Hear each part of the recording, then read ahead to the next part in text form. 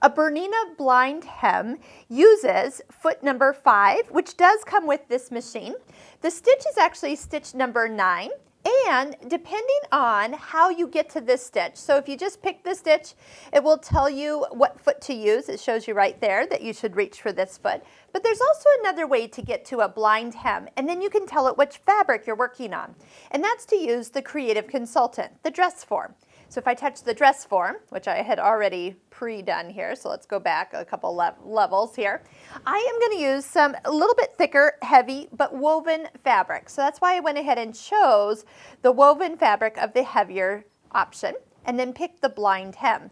Here is where it's going to recommend which needle, which thread, which foot, a recommendation to adjust the pressure down to 30, and which stitch it's going to go to. And then when you touch the green check mark, it actually goes and changes everything for you. Now it does make the stitch length a little longer because I can say that that is yellow. It has also moved the needle position a little bit, and it's reduced the tension for this particular setting. Now it can't change the pressure, but what I can do is actually change it because it's a manual change. I'm going to roll that down to 29:30, that's close enough. And then I'll be able to do the blind hem. Now, here is the trick. It's always in how you fold the fabric, right? Oh, before I actually put this foot on so you can see, down here where there's a little tiny bar, that little bar is going to give the stitch that actually takes the jump into, or the bite into the fabric. It's going to give it like a little extra hinge of thread, and then that way it's going to really open up and flatten out like a hinge of a door. Without that, that stitch gets really stitched smack onto that fabric, and now it almost pinches it. So I love the fact that Bernina's Foot has that little guide to give me a little extra link of thread.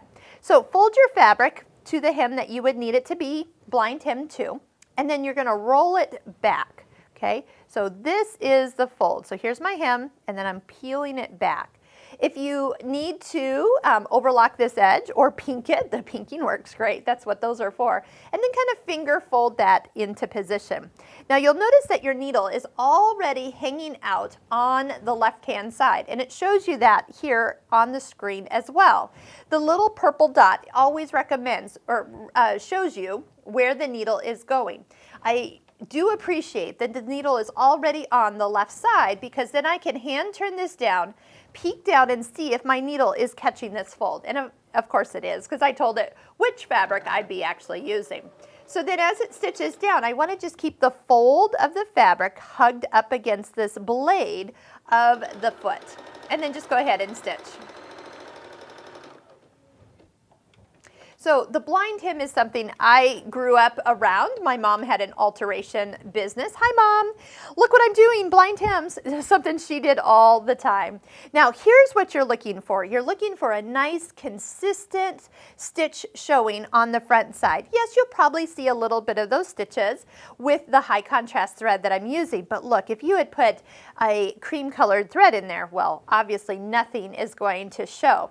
Then, if we I know it's a little hard to see, but when it took that little bite, that little zigzag into the fabric, that little bar left us a little extra thread. So once again, I can take it to my iron and perfectly iron out any crease that would normally be if you didn't have that bar of the foot. So make sure you use the right foot. Of course, it tells you which one to use, and you will get a perfect blind hem every single time.